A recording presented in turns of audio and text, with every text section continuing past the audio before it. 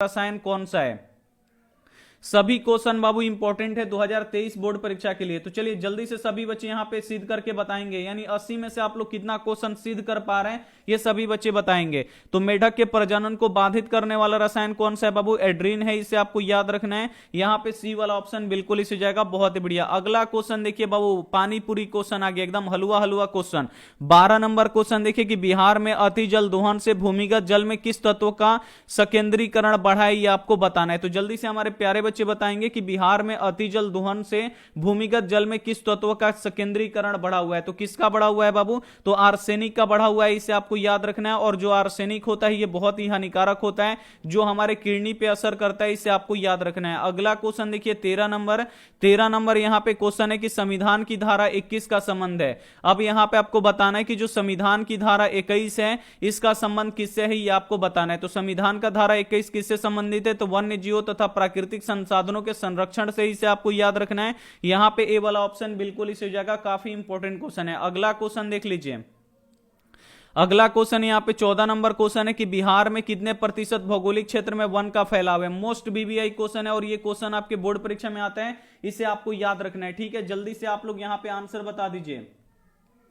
चलिए जल्दी से आप लोग आंसर बता दीजिए, काफी इंपॉर्टेंट क्वेश्चन है ये आपके बोर्ड परीक्षा के लिए। सभी बच्चे यहां पे आप लोग जल्दी से यहां पे आंसर बता दीजिए, सभी मोस्ट बीबीआई क्वेश्चन है। तो बिहार में कितने प्रतिशत भौगोलिक क्षेत्र में वन का फैलाव है? तो 7% है, इसे आपको याद रखना है। डी वाला ऑप्शन बिल्कुल इस जाएगा। और बिहार में कितने प्रतिशत लोग बाबू कृषि कार्य से जुड़े हैं? तो 80% लोग कृषि कार्य से जुड़े हैं, इसे आपको याद रखना है। अगला क्वेश्चन देखिए, एकदम पानी पूरी क्वेश्चन, एकदम हलवा क्वेश्चन। आप लोगों के लिए ये सभी क्वेश्चन बाबू एकदम हलवा क्वेश्चन लगना चाहिए कि एल्यूमिनियम बनाने में किस खनिज की आवश्यकता पड़ती है। सभी क्वेश्चन बाबू आपको पढ़ा दिया गया है, जोरदार आप लोग लाइक कर दीजिए। और यहां पे इसका आप लोग जल्दी से एकदम आंसर बता दीजिए कि एल्यूमिनियम बनाने में किस खनिज की आवश्यकता पड़ती है। मोस्ट बीबीआई क्वेश्चन है, बहुत ही बढ़िया। तो यहां पे बच्चे डी आंसर कर रहे हैं, बॉक्साइड, बहुत ही बढ़िया। तो देखिए एल्यूमिनियम बनाने में किस खनिज की आवश्यकता पड़ती है? तो बॉक्साइड की आवश्यकता पड़ती है, इसे आपको याद रखना है। और लोहा बनाने में किसकी आवश्यकता पड़ती है? तो हेमेटाइट और मैग्नेटाइट की आवश्यकता पड़ती है, इसे आपको याद रखना है। अगला क्वेश्चन देख लीजिए बाबू। अगला क्वेश्चन है 16 नंबर की, भारत में किस राज्य में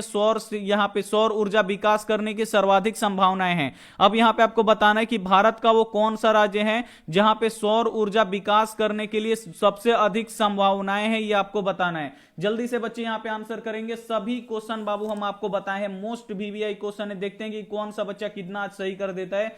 आज कितना बच्चा क्वेश्चन यहां पे 80 में से कितना क्वेश्चन बच्चे यहां पे सिद्ध कर पाते हैं। चलिए बहुत ही बढ़िया। तो बाबू यहां पे क्या हो जाएगा? राजस्थान। जितने बच्चे यहां पे राजस्थान बोल रहे हैं, सी वाला ऑप्शन यहां पे बिल्कुल इस हो जाएगा, क्योंकि राजस्थान में बाबू मरुस्थलीय मिट्टी सबसे अधिक पाई जाती है, जिसपे कृषि और कृषि नहीं हो सकता है। तो जब जिस भूमि पे कृषि नहीं हो पाएगा उस पर हम क्या करेंगे? सोलर सेल लगा देंगे। और सोलर सेल लगा के क्या करेंगे? वहां से बहुत सारा बिजली हम लोग उत्पादन कर सकते हैं। अगला क्वेश्चन देखिए कि निम्नलिखित में से कौन छोटे पैमाने का उद्योग है। देखिए कितना आसान सा क्वेश्चन है और कितना इंपॉर्टेंट क्वेश्चन है, बोर्ड परीक्षा में आता है। अब यहां पे आपको बताना है कि निम्नलिखित में से कौन से छोटे पैमाने का उद्योग है। सभी बच्चे यहां पे बताएंगे कि कौन यहां पे छोटे पैमाने का उद्योग है। तो छोटे पैमाने का बाबू उद्योग कौन है इसमें से? जल्दी से सभी बच्चे बताएंगे। तो देखिए जो खिलौना उद्योग होता है यह सबसे छोटे पैमाने का उद्योग होता है, इसे आपको याद रखना है। अगला क्वेश्चन देख लीजिए, 18 नंबर क्वेश्चन का आप लोग आंसर बता दीजिए। 18 नंबर क्वेश्चन है कि देश में कितने विशेष आर्थिक क्षेत्र विकसित है। अब यहां पे आपको बताना है कि देश में बाबू कितने विशेष आर्थिक क्षेत्र है। सभी बच्चे बताएंगे, एकदम जोरदार तरीके से बताएंगे, मोस्ट बीबीआई क्वेश्चन है।